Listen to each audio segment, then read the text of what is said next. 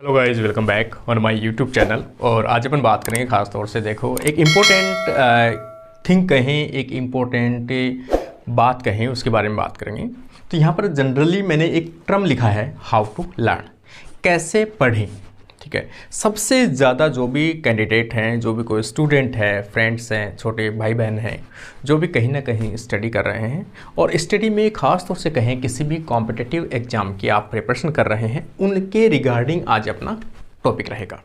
ठीक है, कहीं ना कहीं देखो जैसे जैसे एज बढ़ती है, ठीक है ना, जैसे जैसे एज बढ़ती है वैसे वैसे आपके ऊपर कहीं ना कहीं एक प्रेशर टाइप का क्रिएशन होता है।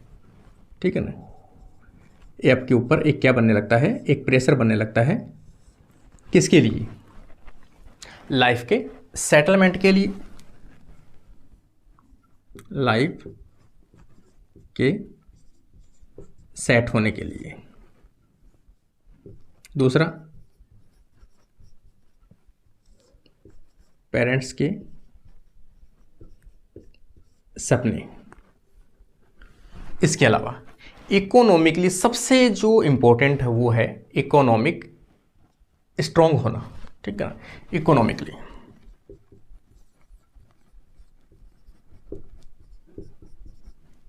Economically strong. इन सभी चीज़ों के लिए एक होता है सेल्फ कॉन्फिडेंस।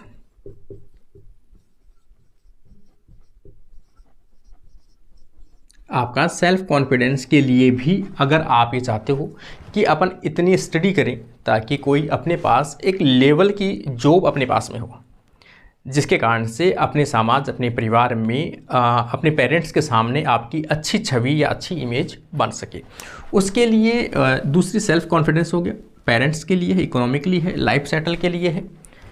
और भी अदर कई कारण होते हैं जिनके कारण से आपकी जैसे जैसे उम्र बढ़ती है वैसे वैसे ये चीज़ें सभी सामने आने लगते हैं।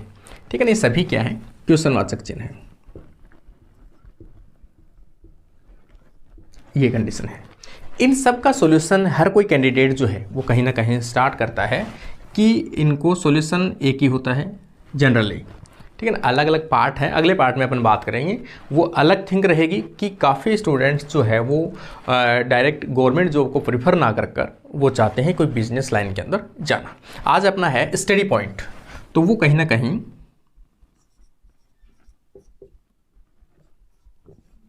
गवर्नमेंट जॉब,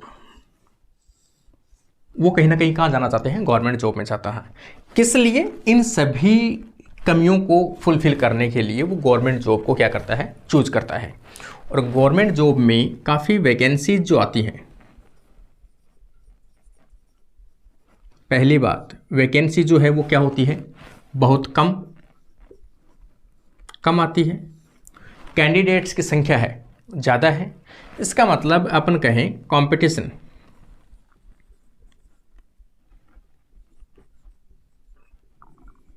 कंपटीशन क्या हो रही है? दिन दिन बढ़ती जा रही है। जैसे जैसे कंपटीशन बढ़ रही है उसका कारण है कहीं ना कहीं स्टडी का लेवल बढ़ना, स्टडी का हाई लेवल का बढ़ना। अगर कोई कैंडिडेट इस टाइम पर अगर उसे गवर्नमेंट वैकेंसी या गवर्नमेंट एग्जाम फाइट करनी है, ठीक है, एग्जाम अगर आपको फाइट करनी है तो आपको स्टडी, अपनी स्टडी का लेवल जो लेवल है वो क्या करना होगा? अप करना होगा। पहले वाले जो पढ़ने के मेथड थे वो चीज़ें अलग है। आज के टाइम पे कोई भी गवर्नमेंट वैकेंसी के लिए पढ़ने का तौर तरीका है वो आपको अलग होना चाहिए। तो आज का मुद्दा अपना रहेगा हाउ टू लर्न। पढ़ा हुआ सबसे इंपॉर्टेंट होता है कि पहले तो स्टार्ट कैसे करें, हाउ टू स्टार्ट स्टडी। दूसरा टर्म आता है कि कितना पढ़ें। ठीक है, दूसरा टर्म क्या आता है? कितना।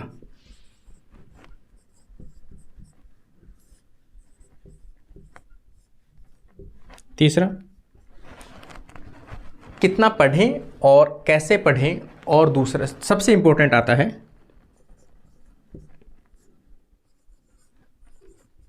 पढ़ा हुआ याद कैसे रहे। ये सबसे ज़्यादा जो इम्पोर्टेंट है किसी भी कॉम्पिटिटिव एग्ज़ाम के लिए, तो ये सभी चीज़ें इम्पोर्टेंट रहती है। इन सभी का सॉल्यूशन करने के लिए आपको सबसे इम्पोर्टेंट है कि कैसे स्टार्ट करें। देखो, सबसे पहले आप किसी एक एग्ज़ाम के ऊपर फोकस,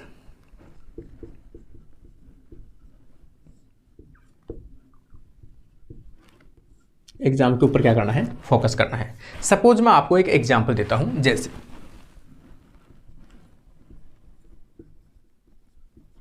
आरपीएससी फर्स्ट ग्रेड या आरपीएससी असिस्टेंट प्रोफेसर, ये सपोज आपने कोई टारगेट ले रखा है।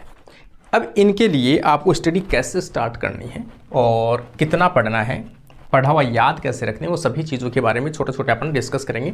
देखो, पढ़ना आपको है, मेहनत आपको करना है, तौर तरीका अपन बता सकते हैं, टाइम कैसे निकालना है वो अपन बता सकते हैं, लेकिन आपके माइंड में पढ़ने का जब तक इंटरनल फोर्स यूज़ नहीं आएगा तब तक आप सक्सेस नहीं हो सकते।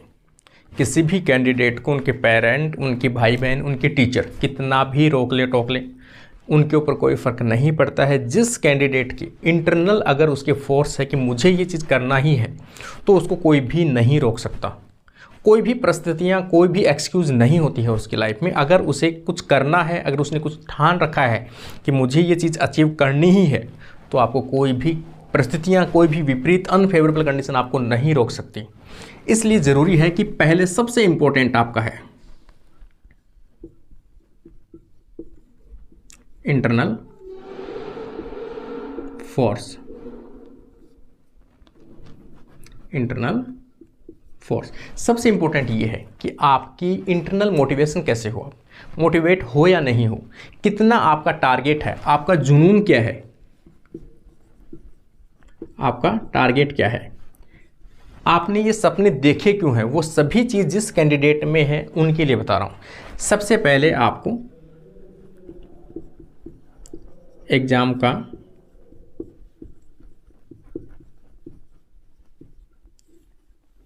सिलेबस, सबसे पहले कोई भी एग्ज़ाम में आप प्रिपेयर हो रहे हो, उस एग्ज़ाम में उसका सिलेबस पैटर्न क्या है, क्या आप उस सिलेबस को देखकर आप ये अंदाज़ लगा सकते हो कि आप इस सिलेबस को पढ़कर सबसे पहले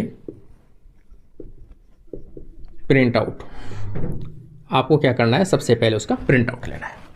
प्रिंट आउट लेने के बाद आपको ये खुद को जज करना होगा कि क्या आप इस सिलेबस को पढ़ सकते हो और ये सिलेबस आपके कितना फेवरेबल है, और आपको इस सिलेबस में से कितनी चीज़ें ऐसी है जो पहले से आपको आती है। ये सभी चीज़ सिलेबस का पहले एनालिसिस, सबसे पहले सिलेबस को क्या करना है, आपको एनालिसिस करना है। अगर आपने सिलेबस को अच्छे से समझ लिया, रीड कर लिया और आपको ये आइडिया लग गया कि ये जो पॉइंट है ये पहले से मुझे आते हैं, ये पॉइंट जो बचे हैं ये पॉइंट इन बुक्स में से मुझे मिल जाएंगे, नेट पे सर्च करके देखो कि सभी बुक में कहीं ना कहीं मैटर आपको मिल जाएगा। दूसरी चीज़, आप उसके बाद में अगर एग्ज़ाम में पैर रख रहे हो किसी भी नए फील्ड में, तो आपको सबसे ज़रूरी है exam pattern, exam paper pattern सबसे इंपॉर्टेंट होता है। एग्जाम पेपर पैटर्न, कितने पेपर होते हैं, नंबर ऑफ पेपर,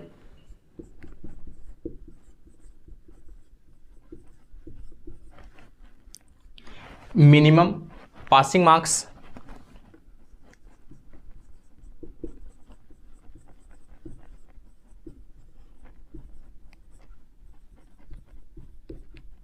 पता होना चाहिए आपको। लास्ट ईयर के पेपर सबसे इंपॉर्टेंट है, लास्ट ईयर एग्जाम के पेपर, लास्ट ईयर के पेपर अगर आप देखोगे उस एग्ज़ाम के और आपको ये लगता है कि इस लेवल के क्वेश्चंस आते हैं, इस टॉपिक्स में से ऐसे ऐसे क्वेश्चन पूछे गए हैं, तो ये सभी चीज़ें आपको ये एनालिसिस कराने के लिए रेस्पॉन्सिबल होंगे कि आप इस सिलेबस को या इस एग्ज़ाम को आप क्वालिफाई कर पाओगे या नहीं कर पाओगे। तो सबसे पहले आपको पेपर, ये चीज़ आपको नोट डाउन कर लेनी है। कितने पेपर होते हैं, सिलेबस क्या है, मिनिमम पासिंग मार्क्स जैसे आजकल कर रखा है 40% प्रत्येक सेपरेट पेपर में। इसके अलावा लास्ट ईयर के एग्ज़ाम के जो पेपर हैं उनको किस प्रकार के वो पेपर आए हैं, लास्ट ईयर की कट ऑफ, एक चीज़ प्रीवियस रिजल्ट कट ऑफ,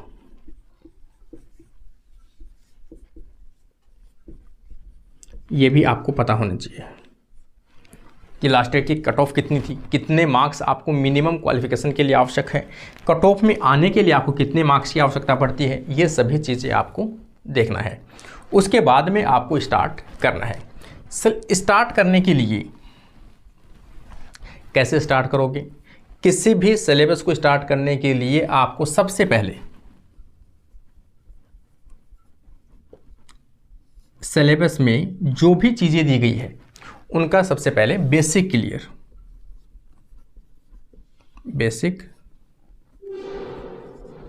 करना है। बेसिक क्लियर करने के लिए हो सकता है आपको 9th से 12th क्लास बुक्स को रीड करनी पड़े। वो आप पे डिपेंड करता है, क्योंकि प्रत्येक कैंडिडेट की अलग अलग कैपेसिटी और उसका जो हिस्ट्री है वो अलग अलग रही है। उसने हो सकता है किसी ने टाइम से पहले ज़्यादा स्टडी कर रखी हो, किसी ने कम कर रखी हो, किसी ने मॉडरेट कर रखी हो, तो ये चीज़ें हैं। अब आपको ये देखना है कि उसकी सिलेबस को बेसिक कवर कहाँ से करें।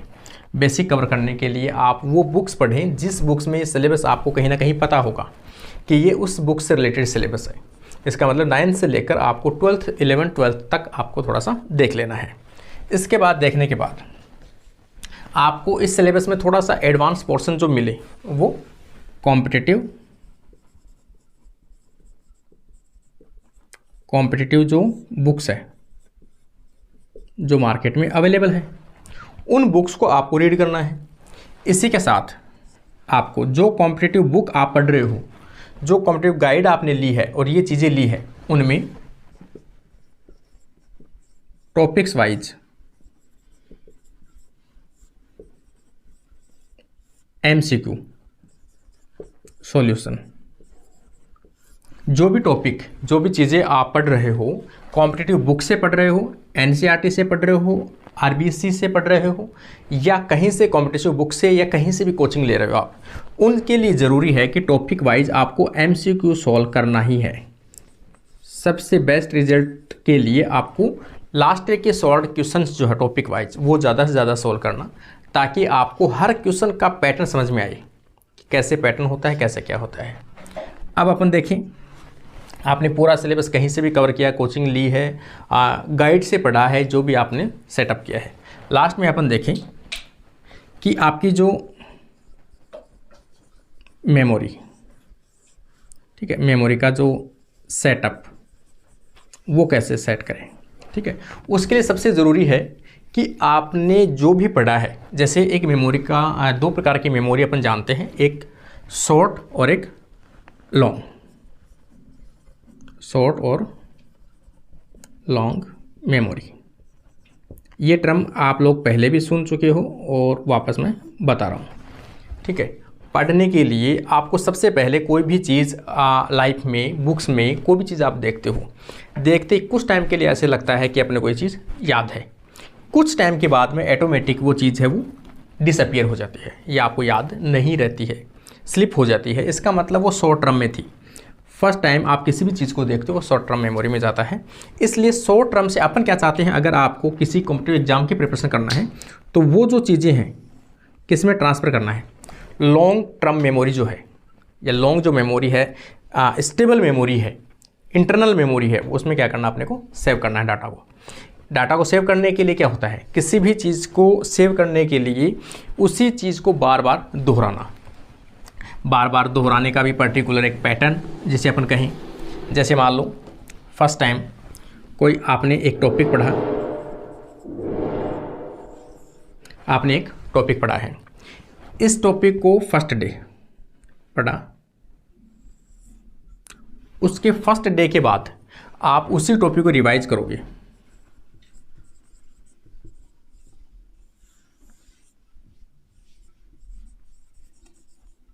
3rd डेज, ठीक है। 3 दिन बाद अगर आप उसको रिवाइज करते हो तो कुछ पॉसिबिलिटी रहेगी, ये 2nd स्टेज आपकी। उसके बाद 1 वीक,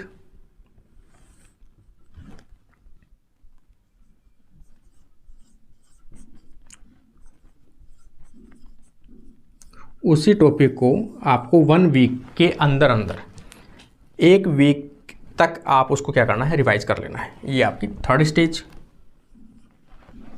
और उसके बाद 1 मंथ,